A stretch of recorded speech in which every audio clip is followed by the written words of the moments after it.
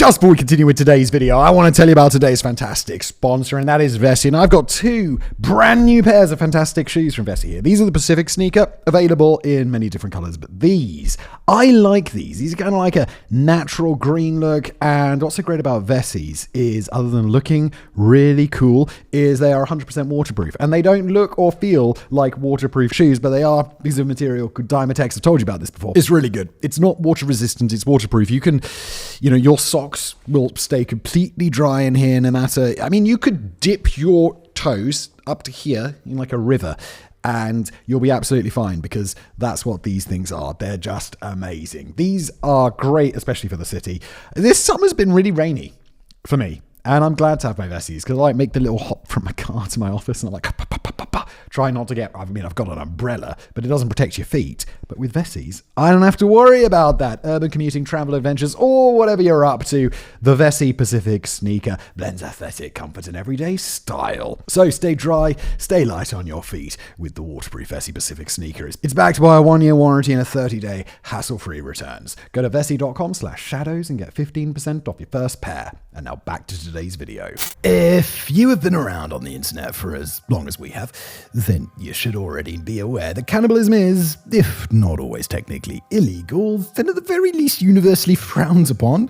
For whatever reason, even the most hardcore carnivores among us seem to draw the line when it comes to actually eating another person. Even those who have been faced with the decision to either engage in cannibalism or starve to death and opted for the former have faced serious backlash later in life. All that being said, well, Rule 34 exists for a reason, and you don't have to look too deeply into the dark corners of the internet in order to find people who at least claim to have a disturbing level of interest in cannibalism. But what would happen if cannibalism occurred between two consenting adults? What if someone who had genuine interest in eating another human being went online and found someone who had an interest in being eaten? Well, the following story is just that. As most of us know, online dating can be an interesting game. You probably would not have to ask too many of your friends to find one who has gone on at least one date expecting to meet up with a 6'4" muscle-bound bodybuilder, only to find that their date for the evening was in fact a 5'2", 110-pound faker, hoping to carry the day on a non-existent personality. With this being a rather well-known problem in the dating world, people have gotten into the habit of writing some very specific requests in their profiles. Take, for example, Armin Meiwes, who said that he was looking for a young, well-built man who was prepared to be eaten. Fairly recently, he's reported to have said that he always wished for a younger brother whilst growing up. While this is a reasonably common wish among only children and should by no means raise any red flags, that's only half of what he said. He would go on to say that he would also fantasize about eating this brother, so that they would be with him forever.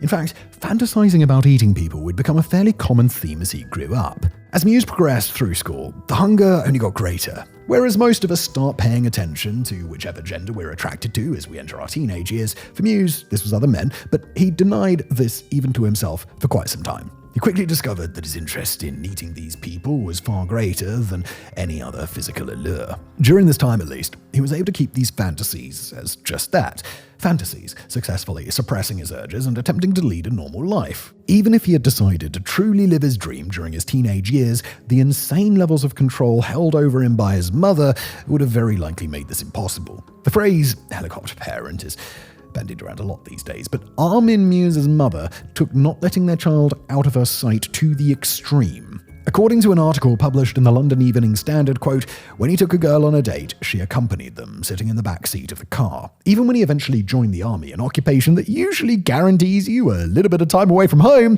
he somehow managed to arrange it so he could still reside at home in the family mansion. It is likely that until his mother's demise on the 2nd of September 1999, when he was 37 and she was 77, they had never spent so much as a night apart. Even when traveling for work, he is reported to have brought his mother along with him, and they share a double hotel room. Although this kind of codependent attachment can be really, really bad for you, it is just possible that the sudden and complete freedom afforded to Meiwes upon his mother's death was even more of a problem. With his father and two elder brothers utterly estranged, and him living alone in the mansion that his mother had bequeathed to him, he was free to do absolutely anything he wanted. As it turns out, what he wanted to do was research. Without his mother constantly looking over his shoulder, he very quickly discovered and then joined some of the most depraved communities on the internet. The thing about internet is it really does allow you to find anything. If you can think of a thing, then there is a good chance that others have already made at least one website about it. Taking into account some of the things that you can find online if you put your mind to it, cannibalism, actually quite tame. Well, actually, that's a bit misleading. The internet contains quite a few places, such as the Cannibal Cafe, where people who fantasize about eating people or being the person who is eaten can get together, swap fictional stories, engage in online roleplay, that sort of thing, but the majority of members have no intention of actually going through with it in real life. Hopefully. Jesus. After all, if you're the kind of person who wants to be eaten, then you really only get one opportunity, and there are very few people out there who are prepared to end it all just to be a part of somebody else's fantasy. Although many websites and videos that tell Mewes' story claim that it was in fact the Cannibal Cafe where he posted his now famous request, thanks to the work of these stories from the internet channel, we now know that this isn't actually true. Although the Cannibal Cafe, a sub-host of another site called necrobabes.org, truly was the fantasist's dream, even going as far as to include information on the best way to carve, cook, and preserve human flesh, as well as providing a message board for its hungry patrons. Mewes was never able to successfully interact with anybody who wanted to make their fantasy a reality. This is not to say that he was not an active user of both the site and the message boards, but when the site went live in 2001, he had already met his future victim, Bernard Jürgen Brandes, on a different Yahoo message forum aimed at the gay cannibal community. Although we refer to Jürgen Brandes as a victim, in reality, it's a lot more complicated than that. As the following email exchange between Anthrophagus, Mewes, and Cater99, Brandes indicates, both participants were absolutely consenting. Anthrophagus: I'm looking forward to our meeting. It will definitely be really cool. I want it to be. I hope it is really cool. Are you setting an alarm clock? It is only a few days until March 9th. Cater99: Still, I would rather have met you yesterday and felt your teeth.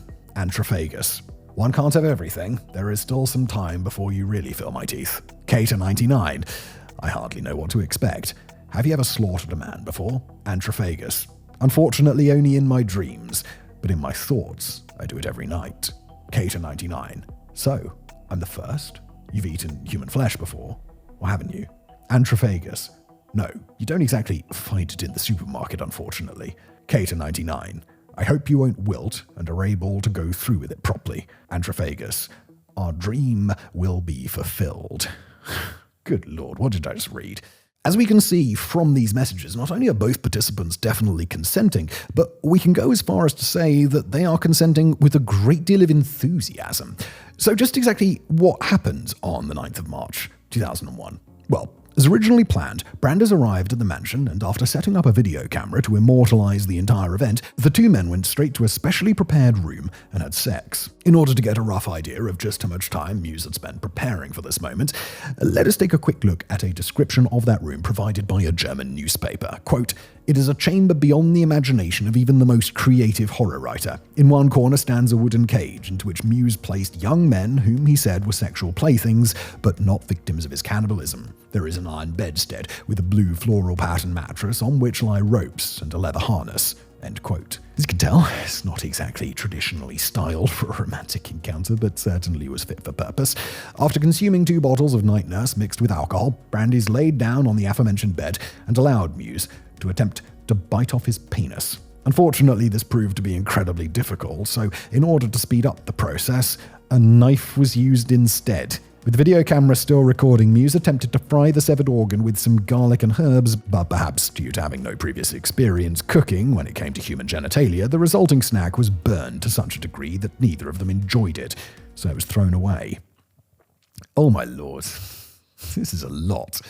Some sources claim Mewes fed it to his dog, but we're choosing to believe that that's not true. With the cookery experiment attempted and largely failed, Brandes climbed into the bathtub in order that he might bleed out with the minimum of mess, and his host retired to another room in order to read a Star Trek novel and wait. When Mewes returned several hours later, it was to discover Brandes both very much still alive and in tremendous pain. As it turned out, severing someone's penis is unlikely to cause death by blood loss. Who knew? After discussing the problem for a while, it was agreed that Brandes would need further assistance in order to actually die, so Mewes stabbed him several times in the neck and he died shortly afterwards. The body was then hung over the bath with a meat hook and processed as thoroughly as a cow in a slaughterhouse. Meiwes froze the majority of the meat and ate much of it over the next several months, often setting the table for a romantic meal for one, complete with candles, flowers, and a nice bottle of wine. Perhaps the most shocking thing about this entire story is that had Meiwes decided to give up his cannibalistic ways after achieving his goal just once, he would have almost definitely gotten away with it. Brandes appeared to have taken great pains to ensure that nobody knew where he was going, and given that there wasn't exactly a body to hide, the police knew nothing about what had happened and would have struggled to find evidence if they did. Things very rarely work out that way, though, or if they do, the stories don't make it into the public domain, obviously. A few months after his first kill, Meiwes was back advertising online in order to restock his freezer. This time, though, he was not so lucky. His post was discovered by a German college student who very quickly reported it to the authorities. Shortly thereafter, the Meiwes mansion was raided by the police, who found not only portions of human meat in the freezer, but also the videotape documenting the entirety of that fateful evening. You won't be surprised to hear he was arrested on the spot, and so began a rather interesting trial. Meiwes told the police almost immediately what he had done, but argued vociferously that he was guilty of no crime. After all, he had both written and video evidence to prove that the deceased had consented, and the prosecution was further hampered by the discovery that cannibalism is not, in fact, illegal in Germany. Arguing against the initial charge of murder, the defense claimed that if Meiwes was guilty of anything, it was of the far lesser crime of killing upon request, which in Germany carried a maximum sentence of 5 years. They would go on to claim that because he had taken such great efforts to find somebody consenting, he was not a real danger to the public. In this, at least, they might have actually had a point. It turned out that Brandes was not the only person to visit the mansion with plans of being eaten. Somebody else had, at some point, signed up to the meal plan, but got cold feet at the last minute and was simply allowed to go on their way. Nevertheless, the jury wasn't having any of it, and Meiwes was eventually convicted of manslaughter and sentenced to prison for 8 years. Many individuals, both members of the public and various online communities around the world, believed this sentence to be particularly harsh. However, the German legal system took an entirely different view, and Meiwes was forced into a retrial, this time charged with murder for sexual gratification. On the 9th of May 2006, his initial sentence was overturned and he received a whole life sentence. He remains alive and in prison to this day. So what about the online community of cannibalistic fantasists? Although steps were taken down to remove necrobabes.org and by extension the Cannibal Cafe from the internet, it ultimately survived an official takedown. It would, however, finally go offline in around 2013 after multiple denial-of-service attacks. Its existence, and the existence of other websites like it, raises an interesting question, though. Assuming that all the content on the site remains purely within the realms of fantasy, no laws are being broken, and no people are actually getting physically hurt, so should such websites be allowed to exist? Yes, very occasionally someone will cross the boundary between fantasy and reality, as this story proves, but generally, such fantasy communities have a reputation of being rather stringently self-policing. Statistically, even if you factor in the vast discrepancy in user numbers, an individual is far more likely to come to harm through using mainstream websites such as Facebook or Twitter. If the worst thing to come out of this community since the inception of the internet is one case of an individual who was exceptionally thorough when it came to finding someone who definitely wanted to participate, is that really grounds to deploy blanket bans? Obviously, we're not condoning the action of Meiwes in any way whatsoever, but his story does raise several interesting points when it comes to the topic of internet freedom. Let us know what you think in the comments.